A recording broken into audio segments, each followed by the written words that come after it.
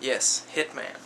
Okay, I'm gonna outline the basic concept of the overall franchise first, then I'm gonna get into a spoiler-free review of each game individually in chronological order. For those of you who don't already know the exact nature of the Hitman, I'm not gonna spoil it for you. In the first one, you gradually find out exactly what the background is, and for anyone out there who doesn't already know and wants to find out by playing the first one, I'm not gonna spoil it for you. Suffice it to say, you play as an expertly trained, hired assassin. You take on the most dangerous, most difficult missions, and the idea is you figure out exactly how to best take out your target, basically no one else preferably, if at all possible, and get away. The gameplay is that you, supplied with a map of the area, have to figure out where exactly the target is, where to attack him, how to attack him, well, him, them. You're often called on to kill more than one person in the same mission. You also have to figure out how, when applicable, to accomplish any other mission objectives, and then finally escape with as little noise, with as little attention as possible.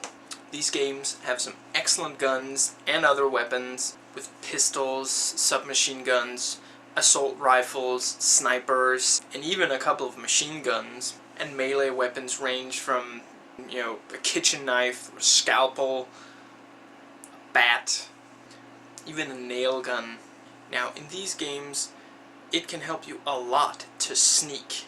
Now, I'll grant you that it wasn't the first game to do that. I believe that first appeared in, Wolfenstein 3D from, 91, 92, but it wasn't exactly common in 2000, which was when these began coming out. I mean, for a third-person controlled game that has this many guns, people were probably surprised by the fact that the idea in the first one is really not to go around killing everyone, but rather to avoid being seen or to not stand out. And that brings me to another aspect of these, which is one of the areas where this is different from the Splinter Cell franchise, which hit gaming about 2 years later, and is also an excellent series. If you render someone unconscious or kill them, you can take their clothes, and that will then grant you access to an area that you couldn't go into before because they don't see through the disguise. And yes, I've heard all the complaints about the logic of that. Yes, he has no hair. Yes, he has a barcode in the back of his head. Yes, he's tall. Yes, he's clearly white. And yes, some of these people should be able to tell that you look considerably different than, 5 minutes ago when you went into a room and then came back out. Still, these are video games, and there are immensely few video games that don't have some kind of logic hole that you have to swallow before you can get into the game. Another aspect where this is very different from Splinter Cell is there is an immense level of freedom. Now, this got better as the games went along, but even in the first, there was a nice amount of freedom, so that it isn't just you trying to figure out exactly which way to go and exactly what to do, what path to take.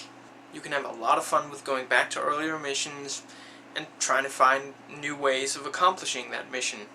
I think that's all I have for the overall concept, so let's dig into Hitman, codename 47. This was the first game, so they didn't have all the kinks worked out perfectly, and I will admit that the resurrection system is very awkward. With that said, I love this game. I know a lot of people don't. I know a lot of people just skip straight to the second one. I'm sorry, this is where it all began, and they had it very nearly perfect right here in the first one. The story's great, and the way you gradually piece together what exactly is going on and what exactly the background of it all is really, really works. I've heard some people complain that the controls are weird or something. Now, I'll grant you, you might not have a lot of use for the alternate way of, using the mouse where it it's difficult to describe, but the mouse is a lot freer. You know, in the regular mode, when you turn the mouse, he turns, 47 turns. And in that other mode, it kind of doesn't, and instead it just, the screen is more or less locked unless you move using the cursor keys, and the mouse just allows you to, point your gun at anywhere on the screen, sort of. It's a little weird, I'll admit that, but frankly, just don't use it. Okay, yeah, it's maybe kind of useless, but you don't need it, so just don't use it. Other than that, I really can't see anything to criticize about the controls. Okay, you run by just pressing shift, and if you press shift and the up key, you will just walk. Yeah, that takes getting used to. That's all. I mean, other than that, it's not a shooter. It's not supposed to be a shooter. It was never meant to be a shooter.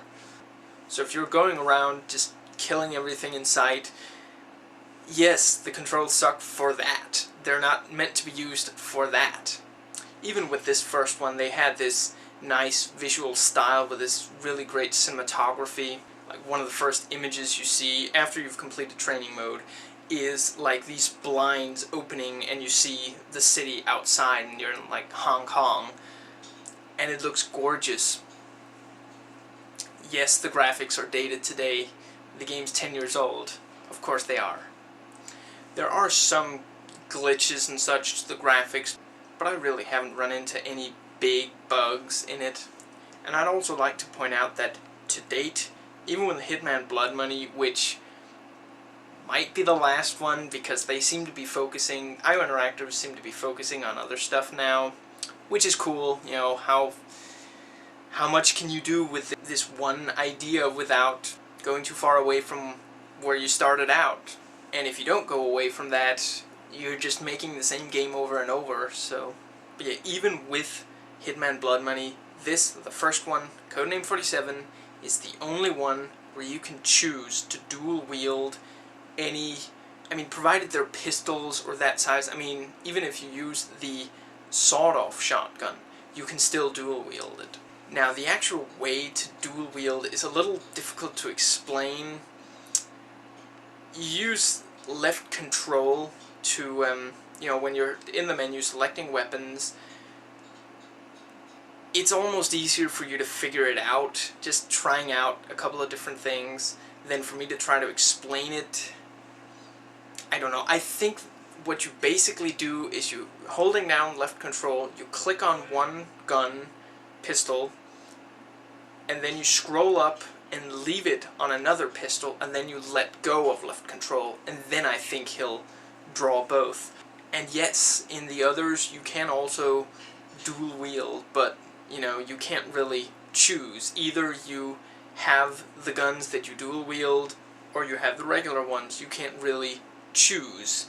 You go to some really cool, nice and exotic places. I've already mentioned Hong Kong. You also go to Budapest and the jungles of Colombia, and that's all I'm going to tell you because I don't want to give too much away. They also had some really cool movie references right here, right from the start. And I'm not really going to give too much away, but I'll just say look for a Terminator 2 reference, among others. But yeah, it's challenging. I will admit that there are maybe a couple of levels where basically you just have to figure out what they meant for you to do, and it's maybe not that tough to do it, but I can't think of a single one of the missions that I don't think is really, really cool. And it's not just because I love the game. It's not like I love the game and thus consider all the missions cool. I love the game because I genuinely find all the missions to be cool. Now, I will say it might not take you that long to complete it, certainly not once you know what to do. At that point, you can probably beat it in, 4 or 5 hours, playing straight through.